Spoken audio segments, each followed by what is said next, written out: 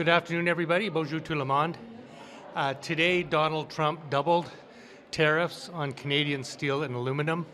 This is a reckless move that will hurt workers and industry on both sides of the border. Today, I note that Labour, the FCM, and the Chambers of Commerce have called on this government to take meaningful action to protect jobs and the industry. Prime Minister Carney has announced before that he would allocate all of the monies from the countervailing tariffs to affected workers, and yet to date, we have not seen any meaningful announcement from this government to protect workers who will lose their jobs or Canadian industry. New Democrats are calling on this government to take a number of swift measures.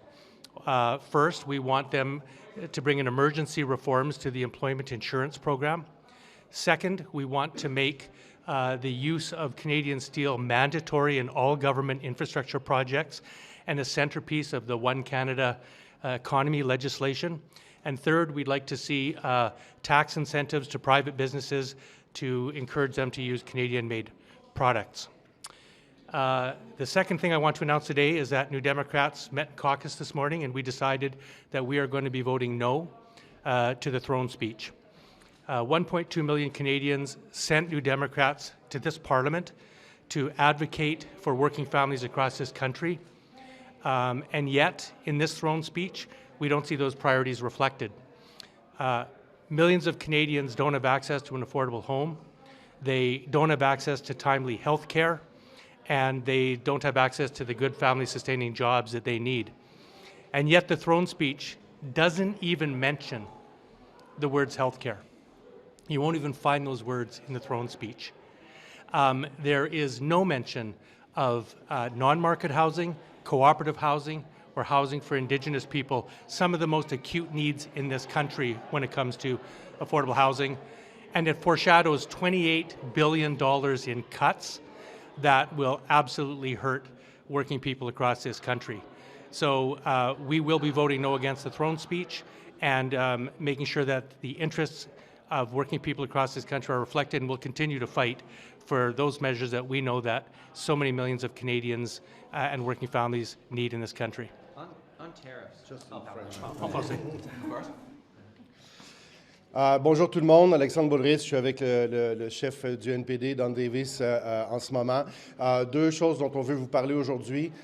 C'est la journée où les tarifs sur l'acier et l'aluminium sont doublés par l'administration de Donald Trump. C'est une décision absolument irresponsable qui va faire mal à des milliers et des milliers de travailleurs et travailleuses des deux côtés de la frontière. Jusqu'à présent, le premier ministre Carney nous avait dit que les sommes qui allaient être recueillies des contre-tarifs allaient servir à un plan pour soutenir les travailleurs puis les entreprises québécoises et canadiennes. Jusqu'à présent, on n'a rien vu de cet argent-là. Alors aujourd'hui, les néo-démocrates ont dit au gouvernement minoritaire libéral, il faut avoir des mesures d'urgence pour les travailleurs et les travailleuses, notamment sur l'assurance-emploi. Il faut avoir un plan d'achat de contenu canadien puis québécois par les gouvernements, notamment le gouvernement fédéral. On veut également un crédit d'impôt pour que les entreprises achètent du contenu canadien-québécois, notamment de l'acier et de l'aluminium, pour essayer de faire face à cette crise qui est absolument importante. Les gens partout au pays sont inquiets, que ce soit le mouvement syndical, que ce soit les municipalités, que ce soit l'industrie. Ça demande un effort colossal et jusqu'à présent, on n'a pas de réponse de la part du gouvernement Carney.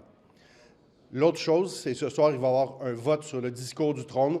On a eu une réunion de caucus ce matin, les députés du NPD. On a décidé qu'on allait voter contre le discours du trône parce que c'est un discours qui ne correspond pas aux besoins des travailleurs et des travailleuses puis leurs familles. Ça ne correspond pas aux besoins de la population. Il y a 1,2 million de personnes qui ont voté pour le NPD aux dernières élections. L'engagement qu'on a pris, c'est qu'on allait venir ici pour se battre pour eux puis pour elles, défendre leurs intérêts, puis forcer le gouvernement à prendre des bonnes décisions. Malheureusement, dans le discours du trône, qui est un discours presque conservateur, ce qu'on voit, c'est qu'il n'y a rien pour améliorer les soins de santé, il n'y a rien pour du logement hors marché, non spéculatif, pour que les gens soient capables d'avoir des logements dans lesquels ils peuvent se vivre, qu'ils peuvent se payer. Il y a également des coupures cachées de 28 milliards de dollars dans les services à la population. Donc, pour toutes ces raisons-là, les raisons sur le système de santé, sur du logement social, coopératif, communautaire qui est absent, sur les coupures dans les services publics, nous ne pouvons pas appuyer ce discours du Trump. Monsieur Boulerice, est-ce que ça prend de nouveaux contre-tarifs ou la stratégie d'attendre est la bonne? Nous, au NPD, on a toujours dit qu'il fallait riposter, qu'il fallait se tenir debout. Et si M. Trump monte les enchères, il doit avoir une riposte puis il doit avoir une réplique, évidemment. Est-ce que ça prend un débat d'urgence ce soir aux communes sur la question des tarifs? C'est le président de la Chambre qui va décider, ce n'est pas aux parlementaires de le faire. Pour moi, ça m'apparaît comme une situation d'urgence, mais ce sera au président de la Chambre de le déterminer. Retaliatory tariffs, do you want to see them match the American tariffs on American imports of U.S. steel? Absolutely. Yeah, New Democrats have, since the beginning of this, have called on a strong, united, countervailing tariff program that is targeted and that will be effective to defend against what are obviously unjustified and unfair tariffs by the United States. What do you think of the Prime Minister saying this morning he's going to take some time, not a lot of time, but some time to consider retaliatory tariffs, and saying it's because of the intensive conversations they're having with the Americans? Well, he better be quick because industry and jobs are at stake right now. And frankly, this is not a surprise. I'm a little bit surprised that Prime Minister Carney needs time. These tariffs have been foreshadowed for some time. What we need is not time or not deliberation. We need action. Ford said that the Prime Minister is being steamrolled by Trump. Do you agree with that sentiment? Do you feel like that the U.S. is bullying the Prime Minister or the Liberal government right now?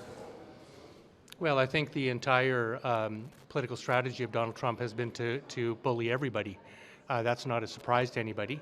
So I don't think Prime Minister Carney is unique in that regard. But, you know, the way to stand up to bullies is to stand up strong and effectively and intelligently and in a timely fashion. And so we need a strong Canadian response. Now, that's why the NDP is calling on 3 concrete measures that can be done right away. Look, in this House of Commons, the Liberals have prioritized a tax cut, and they said that they would get rid of interprovincial trade barriers by Canada Day, yet the word employment insurance does not appear in the throne speech. That is not a worker-centered throne speech, but that's a concrete measure that we need right away to protect workers who are going to be affected by these unfair tariffs. And again, you know, the public-private measures that will encourage Canadian companies to use Canadian-made products like steel and aluminum is something we have to get into action right away. À quel point le Canada devrait-il augmenter ses tarifs? Et est-ce qu'il est sage d'attendre de négocier en vue d'une résolution idéalement d'ici le sommet du G7 comme ce qu'on entend là? Bien, c'est sûr que pour nous, au NPD, on est surpris que M. Carney soit surpris. Parce qu'on le voyait venir, ça avait été confirmé, ça avait été annoncé. Donc, comment ça se fait qu'il n'y a pas de plan de match pour aider les travailleurs et les entreprises? Comment ça se fait qu'il n'y a pas de plan de match pour riposter aux Américains? Pourquoi M. Carney a besoin de temps alors que des milliers d'emplois sont en risque? Et jusqu'à quel point on les augmente? Vous savez, je pense qu'on devrait être capable de riposter avec autant de vigueur que les États-Unis nous menacent puis nous frappent en ce moment. Mais l'autre question, puis je reviens là-dessus, M. Carney nous avait dit que tous les revenus qui venaient des contre-tarifs allaient servir pour aider les travailleurs et les entreprises. Show me the money. Sur le discours du trône, juste une petite question. J'aimerais comprendre, Oui, là, qu'est-ce que vous avez exactement en tête? Parce que vous allez voter contre, donc. Oui. Est-ce que, ultimement, vous croyez que le Parlement devrait tomber et qu'on devrait aller en élection à nouveau? Je ne pense pas que c'est dans l'intérêt de la population d'avoir des élections trop tôt, mais je pense que c'est dans l'intérêt du NPD de défendre nos valeurs, nos principes, puis d'être ici pour passer un message clair aux libéraux. C'est la responsabilité des libéraux de faire que le Parlement fonctionne. Ils sont un gouvernement minoritaire, ils doivent prendre ça en considération. Tous nos députés vont voter? Tous nos députés vont voter. If the throne speech fails, are you ready for a potential election, or the Conservatives having the opportunity to try to secure the confidence of the House? Well, as my colleague just said in French, Canadians don't want an election right now, but Canadians also sent us here to take principled positions and advocate for the policies we know working people need. So, you know, we have no problem as a New Democrat caucus saying this throne speech just doesn't deliver for Canadians. We're going to vote accordingly. Does that mean that, you know, it's a confidence vote, obviously?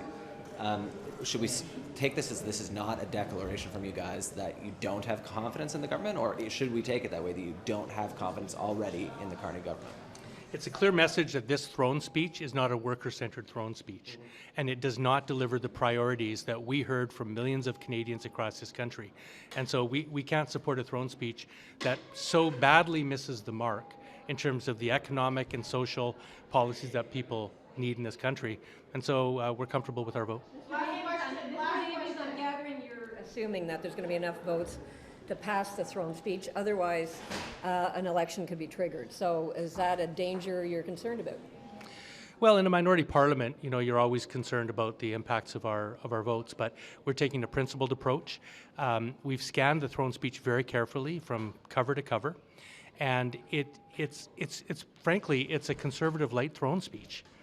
It's not a throne speech that reflects the priorities of New Democrats or the working Canadians that we represent. And so, we're taking the principled position on the throne speech, and we'll see what the other parties do.